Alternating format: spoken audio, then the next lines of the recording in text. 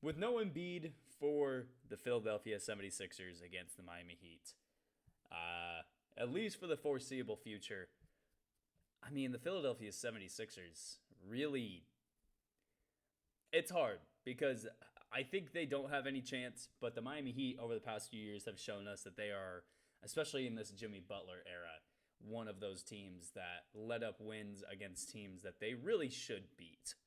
Uh, Now, maybe at this point, when it's the playoffs and these guys are more tuned in, hopefully stuff like that doesn't happen, but still, it's the NBA. We don't know what is going to happen until it actually happens.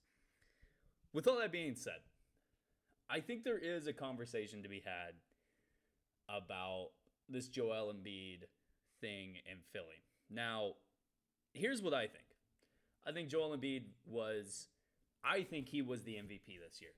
I think a lot of the people around the league and people who talk about the NBA think that at the very least, he was the number two candidate for the most valuable player award this year.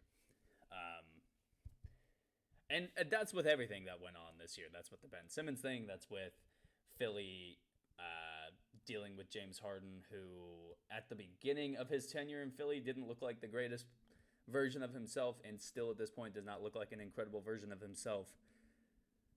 And this is, I'll just say it, a conversation about Embiid or about Philly needing to move off Embiid. It's not plausible.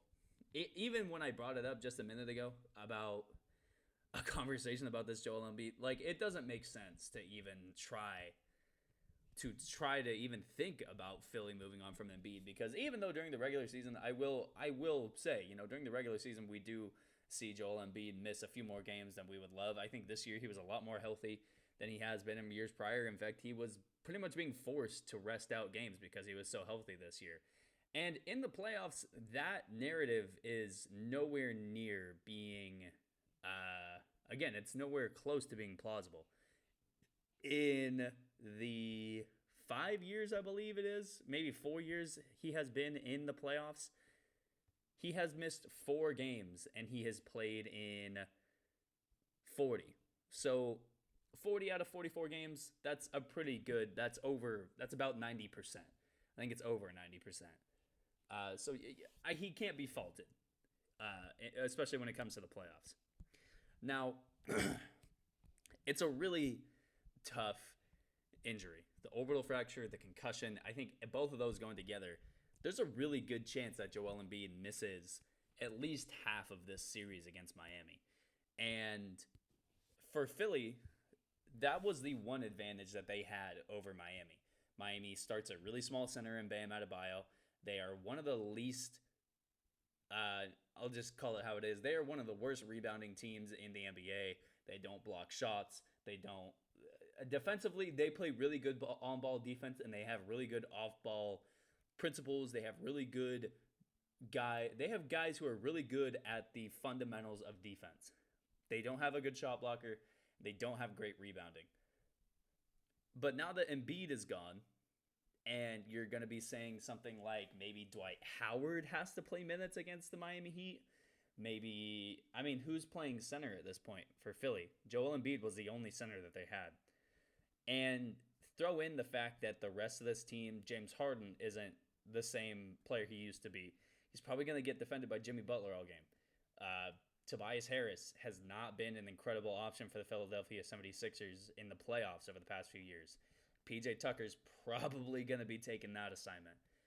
Who knows who Bam Adebayo guards? Because, like I said, I don't know if Dwight Howard is going to start for Embiid. I don't know who is going to even try to play center for this team because they just don't have one other than Dwight and Embiid. So it's like, okay, maybe Bam Adebayo gets kind of a lucky break in the fact that he can kind of defensively just not have to worry about having to guard possibly the best player in the NBA at the moment, and that's Joel Embiid. And this is going to be a huge series for the Harden trade, because if they go down, let's just say Embiid misses the first 3 games and Harden cannot win a game out of the first 3 games, this is going to we're going to look back on this, and even in the Brooklyn Nets sense, I don't think people are going to say that the Brooklyn Nets won the or won the trade just because, the 76ers lost in the second round and Harden couldn't win a game by himself. I don't think people are going to say that, but I will say that at this point, the trade by Philly is going to be really scrutinized over the summer if this goes really, really south for the 76ers. Because without Embiid, there's no true number two option for this team. We've seen Maxey have moments. We've also seen Maxey score like 11 points on 15 plus shots. We've seen Harden have decent moments in the playoffs. We've seen Harden have bad moments in the playoffs. We've seen the same from Tobias Harris, from everybody on this team, Danny Green. Everybody on this team has had a moment in these playoffs and in playoffs before where we say, oh, wow, this guy's a really good, valuable member of the rotation. He's doing really well. And then it's like the next game, they completely fall off a cliff and Danny Green shoots 0 for 6 from the three-point line, or Tobias Harris shoots 2 for 12, or James Harden has 6 turnovers to 8 assists. Like, we've seen these guys have moments in the playoffs, both good and bad. And just going back to finish up on the trade piece of this, we're going to look back and we're going to say Philly didn't have a center. They didn't have a secondary creator. And they didn't have, they just didn't have anything because they traded away Andre Drummond in that trade with Ben Simmons. They traded away Seth Curry to Brooklyn. And, if you're just looking at it and you're saying, wow, we could have traded, and listen, I don't think CJ McCollum is an incredible player. As a Trailblazers fan, I've seen McCollum's entire career, both regular season and playoffs. But I think, we all probably know at this point that Philly had a deal on the table. McCollum for Ben Simmons, and probably Portland throws in another young player or something because, Ben Simmons is still a more valuable player. At this point, maybe not because of what just happened in Brooklyn. But at the time that the trade was on the table, Ben Simmons was still viewed as a more valuable asset than CJ McCollum. Now that everything has happened from, CJ McCollum's point of view, where he did really well for the Pelicans in the playoffs, and it looks like New Orleans probably has a tandem between him and Brandon Ingram for the foreseeable future, and whatever happens with Zion when he comes back. But, you look back, you say, wow, we could have had CJ McCollum, and we wouldn't have had to give up Seth Curry and Andre Drummond because Portland doesn't need 30-plus-year-old players who are not going to be key pieces around a rebuilding championship possibility. And the other thing for Philly is, I've said it before. I'm going to just say it again. It wasn't a trade they needed to make this year. It really wasn't. And Daryl Morey said it, and he didn't stick to it. And again, he's not the GM. I think he's like a executive advisor to the GM or something like that. But he's really the reason that James Harden is in Philly. He is the reason that James Harden is in Philadelphia. And they just didn't need to do it this year. Because I think at the end of the day, Harden to Philly has been rumored since he got traded to Brooklyn last year. I mean, we knew this. And it's basically the exact same trade. I mean, it was Harden for Ben Simmons.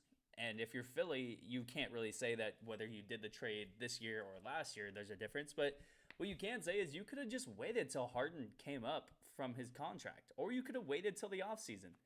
Because I think when you get to the offseason, Brooklyn's not saying, oh, we need Andre Drummond and Seth Curry for James Harden. Because at that point, we would have seen James Harden, who still doesn't look great at the end of the season with Brooklyn. We would have thought, okay, Ben Simmons still hasn't played all season. He's not as valuable of an asset as he was before. But still, if you get a healthy-ish Ben Simmons in the offseason, you can maybe work him back into the lineup if you're Brooklyn. It's one of those things where Philly did it way too early, and they're getting burned for it. And now with no Embiid, And with a team that's going to rely on Maxey, Harden, Tobias Harris, Danny Green, and possibly even Dwight Howard playing center minutes, it's looking really bleak for Philadelphia. And honestly, if I'm Philly, if I'm Elton Brand, if I'm Daryl Morey, I am seriously considering just taking a year and saying, you know what? We're done with this iteration of our team. Tobias Harris makes too much money for what he does in the playoffs. Tyrese Maxey looks like he could evolve into the starting point guard of this team, and I think he has taken the reins as being possibly the best possible suitor to play point guard for this team. I don't know if James Harden should still be on this team or not because it hasn't looked great. It hasn't looked incredible. I would say that the narrative around him during the regular season wasn't really warranted because I think he still was dropping like 22, 8, and 8, something like that in the regular season and not having terrible shooting splits. But still in the playoffs, like it's not winning plays that you see from guys on the Philadelphia 76ers. I don't know if Doc comes back. I just don't know if Doc comes back. With a lot of the guys that are going to be available in the coaching market free agency this year, there's a really good chance that Doc isn't back next year. I wouldn't be surprised. Philly, I really would have loved to see them go up against either the Bucks or the Celtics in the conference finals because I think for both situations, it was an interesting matchup. We possibly would have seen, especially if it were to get to a game 6 or 7 against Milwaukee, we would have seen Joel Embiid against Giannis Antetokounmpo. And against Boston, we would have seen Joel Embiid probably average close to 40 points a game against that defense because they don't have a true center. Other than Robert Williams, which I'm taking Embiid against Robert Williams. I'm sorry, I'm taking Embiid. But now that he's out for the foreseeable future, possibility that he's not here, possibility he's not on the floor until game 4 or 5 for Philly. And even then, you're lucky if you're Philly to steal a game. It sucks for Philly. I feel really bad for the Philadelphia 76ers fans, but I guess this just ain't the year again. And it seems like we've been saying this for a few years now, but I guess this just ain't the year. Going back to when Kawhi hit that shot for the Raptors a few years ago, I guess it's just like, you know what? I guess it's not our year. And that's a really tough reality to look at when it's just not your year. For Philly, it seems like it's about year 3 or 4 of saying, I guess it just isn't our year.